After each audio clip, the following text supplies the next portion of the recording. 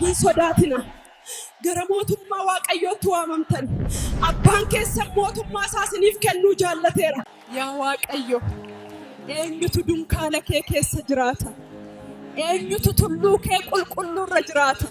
Inni mudaa malee deddeebi'u, hojii qajeelaa hojjetu, garaasaa keessaa dhugaa dubbatu, inni arraba isaatiin naman hammeessu, ollaa isaa irratti hamaan hojjetu, mootummaa namaan balleessu.